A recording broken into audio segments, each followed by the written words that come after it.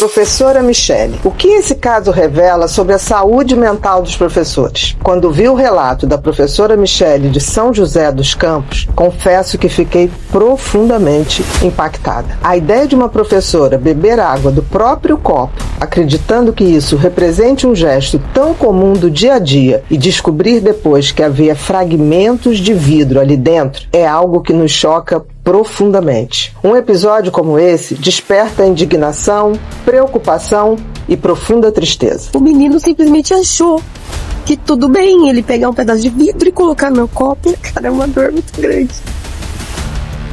A sala viu o que estava acontecendo e ficaram de murmurinho. Ninguém espera que um ambiente criado para proteger e ensinar possa se transformar em um lugar de ameaça. Enquanto eu refletia sobre essa história, percebi que ela nos leva a uma pergunta que vai muito além desse episódio. O que acontece com a saúde mental de uma professora depois de viver uma situação como essa? As consequências de violência nem sempre terminam quando o episódio acaba. Muitas vezes, elas continuam, presentes no medo, na insegurança e na perda da confiança. E é justamente isso que mais devemos nos preocupar. Segundo as informações divulgadas, a professora bebeu parte da água sem imaginar o que havia dentro do copo. Depois, percebeu que havia fragmentos de vidro. De acordo com seu relato, alguns estudantes sabiam da situação e, em vez de alertá-la imediatamente, fizeram comentários como: "Se eu fosse você, não beberia essa água". As investigações vão esclarecer exatamente o que aconteceu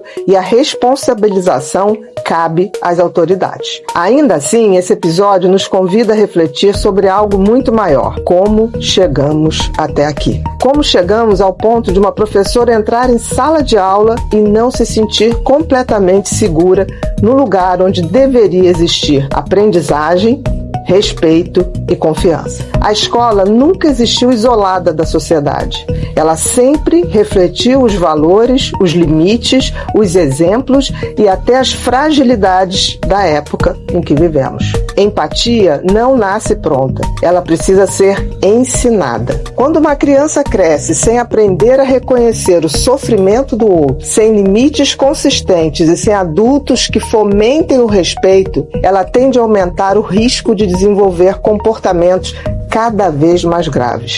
Isso não significa necessariamente que esses estudantes sejam psicopatas ou tenham qualquer transtorno. Significa que estamos falhando como sociedade em algo fundamental: ensinar que toda ação tem consequências e que a dor do outro importa. Eu quero que as pessoas vejam qual que é o limite que a gente tem que aguentar nessa profissão. Por que eu tenho que ser forte?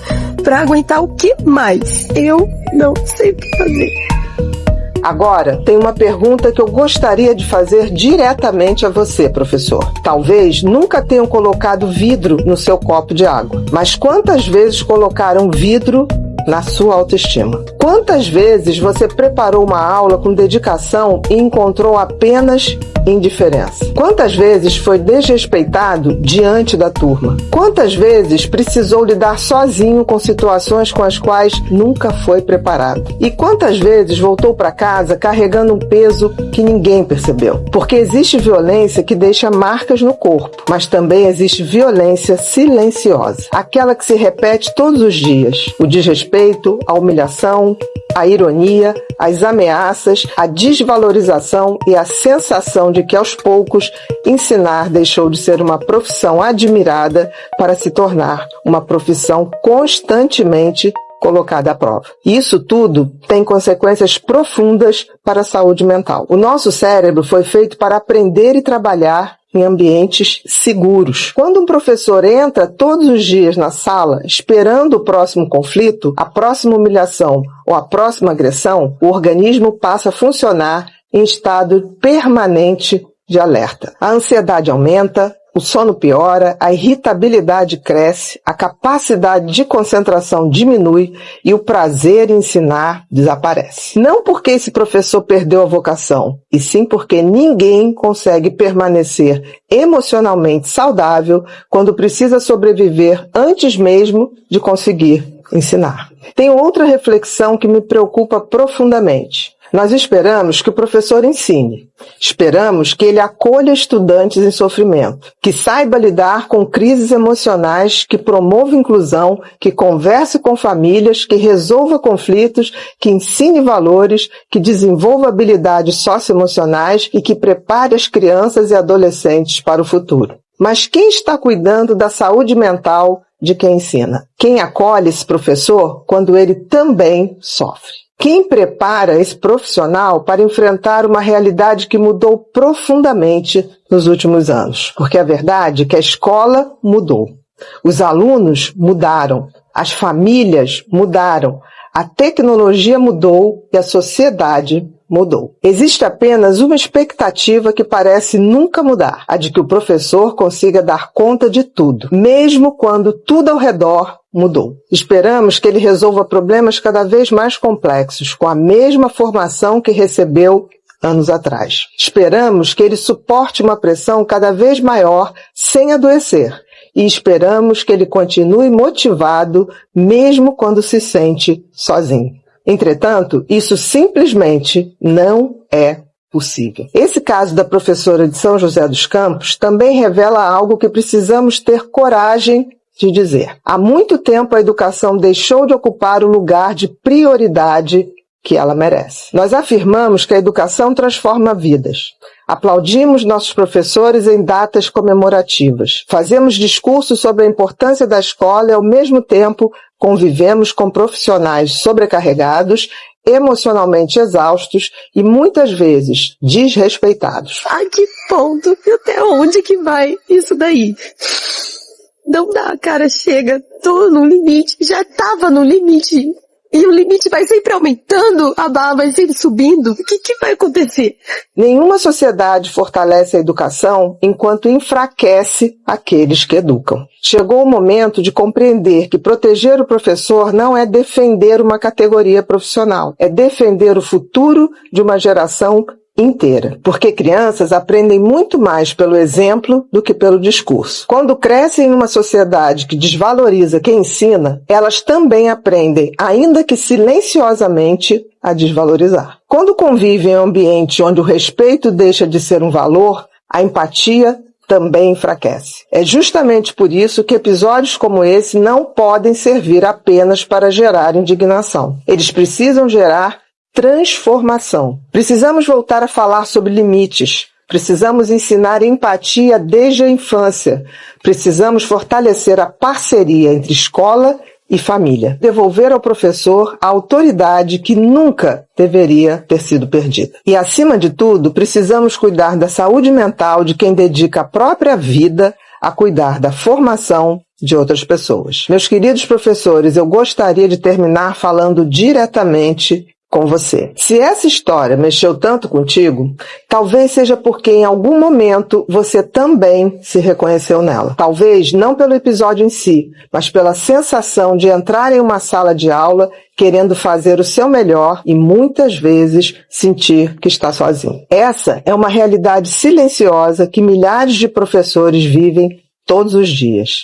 São profissionais que continuam ensinando, acolhendo, orientando e acreditando na educação, mesmo quando se sentem emocionalmente esgotados. E talvez seja justamente o maior alerta que esse caso nos deixa. Não podemos esperar que episódios como esse sejam tratados como notícias que causam indignação por alguns dias e depois desaparecem. Eles precisam provocar uma reflexão profunda sobre o tipo de sociedade que estamos construindo. Nenhuma criança nasce desrespeitando um professor. Esse comportamento é construído ao longo da vida, pelas experiências que ela vive, pelos exemplos que observa e pelos valores que recebe. Por isso, quando um caso como esse acontece, a pergunta não deve ser apenas o que esses estudantes fizeram. A pergunta que também precisa nos mobilizar é: o que nós, como sociedade, deixamos de fazer para que chegássemos até aqui? Quando um professor perde a sensação de segurança para exercer o seu trabalho, não é apenas um profissional que sofre. Toda a educação perde. E talvez tenha chegado a hora de compreendermos que cuidar da saúde mental dos professores não é um privilégio nem um benefício. É uma condição para que a educação continue cumprindo o seu papel mais importante: formar seres humanos capazes de aprender, conviver e construir uma sociedade melhor. Quando um professor pede socorro, não é apenas uma pessoa que está adoecendo, é a própria educação que está nos pedindo para mudar.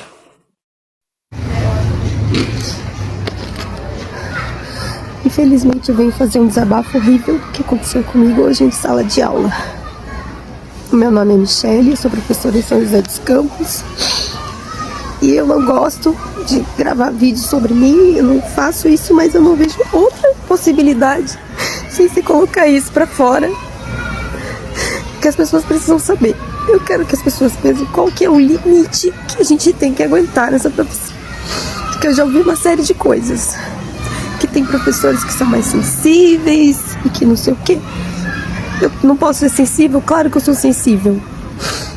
Se eu não sou sensível, eu já tô morta. E eu sou sensível. Agora, até que ponto eu tenho que ser forte? Por que eu tenho que ser forte? Pra aguentar o que mais? Tá? Já não bastasse todos os desrespeitos que a gente sofre de aluno, de família às vezes, para chegar num ponto como hoje, os alunos já não estão fora do limite completamente. Eles não têm mais para onde buscar as dopamina deles. O menino simplesmente achou que tudo bem ele pegar um pedaço de vidro e colocar no meu copo, se exibir para a sala vê. Essa cara é uma dor muito grande. A sala viu o que estava acontecendo e ficaram de murmurinho. Ao invés de me falar o que tinha acontecido, o que ele tinha colocado, tipo, o pessoal viu e eles não falaram e ainda ficaram: se eu fosse você, eu não beberia essa água, professora. Que momento? Em que momento? É normal isso? Em que momento? Que tipo de educação essas crianças estão recebendo em casa? Eu não sei a quem questionar, a quem recorrer. E agora eu tô tendo que vir aqui no hospital por uma questão burocrática, porque eu só quero ir pra minha casa e deitar em posição fetal. Eu não quero fazer outra coisa. Eu não quero voltar pra trabalhar hoje. Porque eu preciso de um atestado, porque precisa alguém atestar que eu tô nessa situação. O meu relato não é suficiente. O meu relato não basta. Todo mundo ter me visto assim não é suficiente. Eu preciso pegar um atestado, pegar 2 horas de fila aqui no Clínica Sul, pra daí eu ir abrir um CAT, que é um acidente do trabalho, pelo qual que é o meu direito, pelo qual eu sou coberta.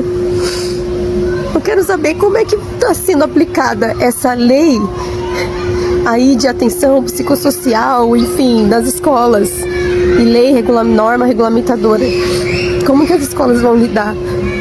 Eu quero saber, quero coisas práticas, eu quero regras, eu quero coisas, estatutos, coisas para serem feitas nesse tipo de situação ou outras, porque acontecem muitas com os alunos, com professores, com a direção, enfim, acontece com todo mundo. Eu quero saber o que vai ser feito, o que tem sido feito, o que tem sido planejado. O que tem sido planejado para tratar de problemas psicológicos dentro de escola, porque tem. Ou então está só sendo assim: ah não, eles vão aguentando, eles são fortes. Até que ponto eles vão aguentar? Porque muitos não aguentaram. Muitos não aguentaram, chegaram num ponto. Outro dia a professora faleceu na frente de todos os aluninhos dela.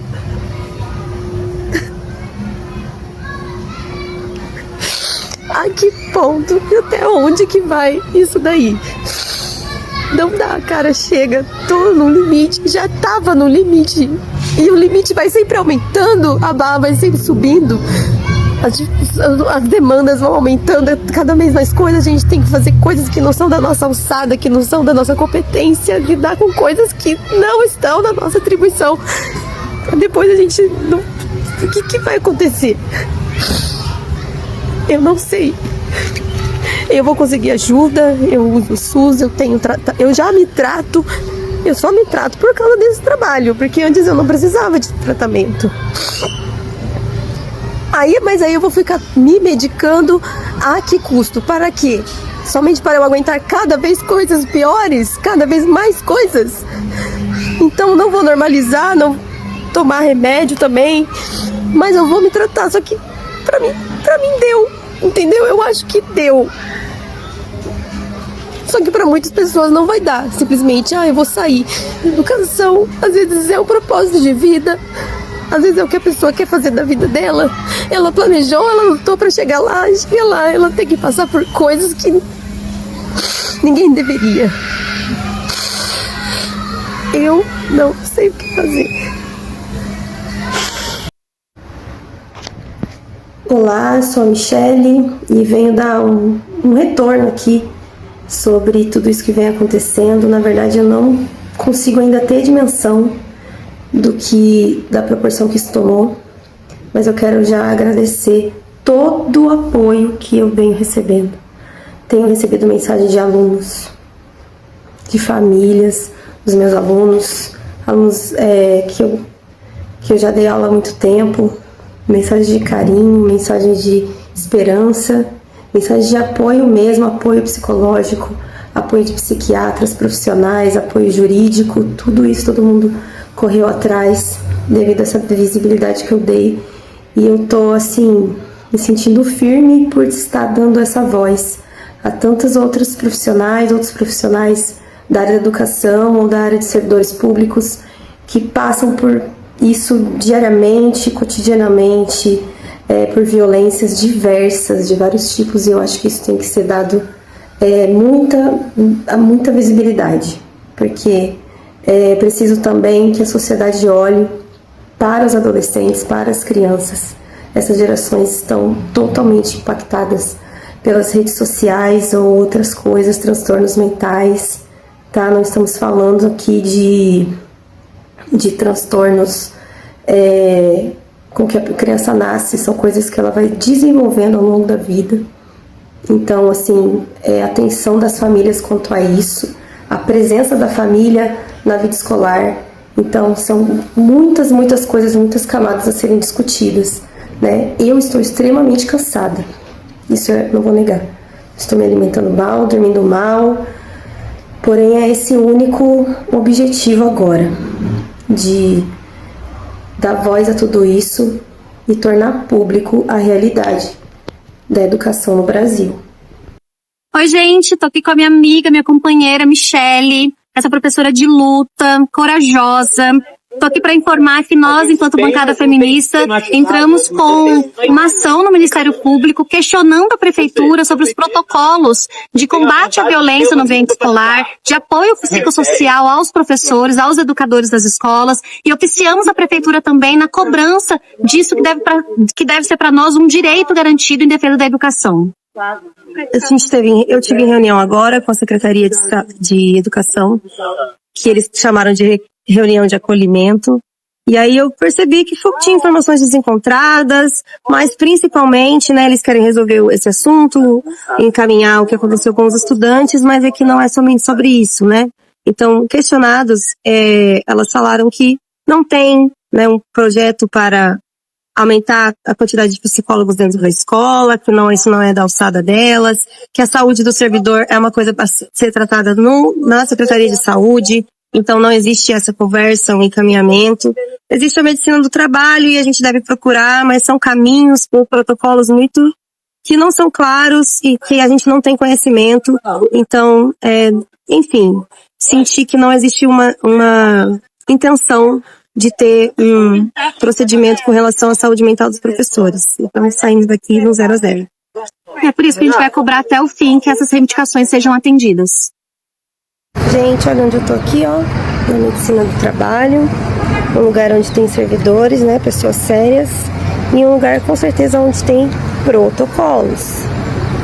E ainda bem que eu sou uma pessoa muito inteligente e sabia que existiam protocolos. Então eu sabia que eu tinha que pegar um atestado para abrir um CAT. E aí exatamente, foi aberto um CAT e eles estão me cobrando o atestado. Aqui a medicina do trabalho não vai me dar um atestado, como a dona Cláudia Cury me disse ontem. Você passa lá, vamos encaminhar você o mais rápido possível. Bom, me encaminhou hoje, fiz um atendimento, um acolhimento da psicóloga, me ouviu, né, eu contando pela milésima vez a minha história, enfim, tive um acolhimento sim. Mas eu falei, eu saio daqui com um atestado, tem um médico? Não, o médico daqui, ele é perícia, ele não faz atestar, não vai atestar coisas pra você, não vai te avaliar. Vai avaliar em cima de um atestado. Ou seja, eu tenho que correr atrás de ter um psiquiatra, que até o momento eu não consegui, né, por falta de agenda mesmo. Pessoas que se prontificaram, mas não podiam para ontem. Uma que conseguia ontem comigo de manhã, mas aí eu já tinha marcado uma agenda com uma entrevista. Então, assim, a SEC me abonou uns dias, né, de fato, para eu resolver essas coisas. Mas agora eu preciso ir lá. Peguei um encaminhamento daqui para ir no Francisca Júlia, que era onde eu deveria ter ido desde o início. Porque se a escola tivesse um protocolo, e eu saber, né, que uma professora em surto psiquiátrico deveria sim ir a um hospital apropriado, um atendimento psiquiátrico e não um atendimento no Clínica Sul ou no UPA, né? Então, quando tiver um protocolo, a gente vai seguir esse protocolo. Então, enquanto isso, eu sigo sem ter um protocolo para divulgar para vocês, porque o que me falaram ontem que era o protocolo, na verdade não era só uma enrolação, né? Então eu vou ter que revisar esta ata, voltar lá, porque o que foi dito para mim ali foi mentira. Eu quero que essa coisa seja corrigida. Quero que seja corrigido o que foi dito para mim ontem sobre como é o tratamento com a medicina do trabalho. Não é assim, você vai passar mal, sua diretora vai encaminhar para a medicina e a medicina vai te fazer um encaminhamento. Não, minha filha, você vai ter que ir para o clínico geral, pedir para marcar um psiquiatra. Eu esperei 1 ano, não marcaram. Então eu fui um dia em surto, liguei no Francisca Júlia e aí consegui um atendimento com uma psiquiatra por lá. E que bom, temos essa joia, essa pérola aqui em São José, que é o Francisca Júlia, mas não existe comunicação e não existe interesse que exista um protocolo de unir as 2 secretarias ou as 3, né, outras que possam nos ajudar em situações dessa, que são tão corriqueiras.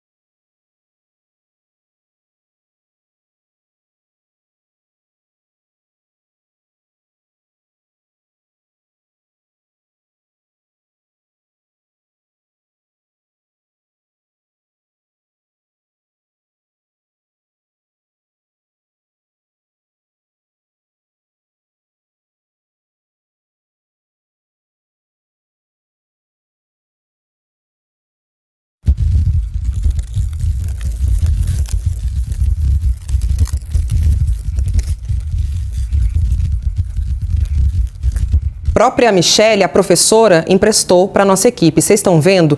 Inicialmente chegamos a falar caco de vidro, mas não. É uma lâmina de vidro, um objeto que é inclusive usado dentro de sala de aula, sobretudo numa aula de ciências, que é o caso, né? Mas olha aqui, gente, o tamanho desse material que eu estou mostrando para vocês. Dani, impressionante, né? Impressionante, gente. E esse caso aumenta o alerta para um cenário que é bem grave. A maioria dos afastamentos de servidores municipais em São José dos Campos são da área da educação. E o principal motivo é a saúde mental. 2 dias depois do ocorrido, o sentimento que ainda resta é de incerteza e de medo. Na verdade, eu tô passando, não sei quando isso vai passar. Vou precisar de ajuda psicológica, com certeza. Durante uma aula de ciências, um aluno do 8º ano do ensino fundamental colocou uma lâmina de vidro semelhante a essa dentro do copo de água da professora. Ela contou à nossa equipe que estava com o copo de água vazio na mesa. Um aluno aproveitou a distração e colocou uma lâmina de vidro no copo. Pouco depois, Michele pediu para outro aluno um pouco de água. Esse aluno pegou o copo, encheu e trouxe de volta. Com relação à escola, recebi o apoio no momento, estão me informando, me dando as informações necessárias, fizeram os encaminhamentos que cabem à escola, A Secretaria de Educação entrou em contato comigo agora há pouco, umas 9h30, e nisso são 48 horas depois de ocorrido, isso, para marcar uma reunião hoje à tarde. Os professores da rede municipal se queixam que o caso de Michele não é o único. O estudo mais recente, realizado pela própria Prefeitura de São José dos Campos em 2024, mostrou que os professores foram os servidores que mais pediram afastamento do trabalho por motivo de saúde mental. Na área da educação, 49% dos afastamentos foram por motivos psiquiátricos. Na saúde, bem menos, 22%. Antigamente, por exemplo, era comum às vezes professores terem problemas de braço, ombro por conta da lousa. Hoje em dia isso até que não é tão comum, mas o problema de saúde mental na rede de educação, ele está extremamente generalizado, assim. Para o Sindicato dos Servidores de São José dos Campos, muitos profissionais ainda ficam perdidos, sem saber o que fazer quando passam por alguma questão mais sensível. Não existe um acolhimento efetivo, uma política de atendimento psicológico para os professores, nem na rede de saúde, infelizmente, e os professores ficam à deriva, às vezes com informações desencontradas sobre as burocracias que eles precisam fazer. Bom, é nossa função, claro, ouvir todos os envolvidos no caso. Por isso, procuramos a Prefeitura de São José dos Campos para que a Prefeitura pudesse falar sobre o apoio dado para a professora Michele e também prestar esclarecimentos sobre as queixas apontadas pelo sindicato em relação à saúde mental dos professores. A Prefeitura não quis gravar a entrevista e disse que mandaria uma nota por escrito, só que até agora essa nota não chegou. Por mensagem, a Prefeitura afirmou apenas que tentou contato com a Michele durante toda a manhã e que após algumas tentativas a professora atendeu e disse que não poderia ir até a secretaria pela manhã. Por isso o encontro foi agendado para hoje à tarde. 3 alunos envolvidos no caso foram suspensos. 2 pediram transferência da escola. A Prefeitura ofereceu a ela a possibilidade de trocar de escola. Durante uma aula de ciências na última terça-feira, um aluno do 8º ano do ensino fundamental colocou uma lâmina de vidro semelhante a essa dentro do copo de água da professora Michele Ramos. Ela contou que estava com um copo de água vazio na mesa. Um aluno aproveitou uma distração e colocou a lâmina de vidro no copo. Michele pediu para outro aluno um pouco de água. Esse estudante pegou o copo, encheu e trouxe de volta. Tô passando, não sei quando isso vai passar. Vou precisar de ajuda psicológica, com certeza. Os 3 estudantes envolvidos foram suspensos das aulas, o que colocou a lâmina de vidro no copo, o que encheu o copo com água e entregou para a professora, e um terceiro que, de acordo com as apurações, tinha conhecimento de tudo o que ocorreu em sala de aula.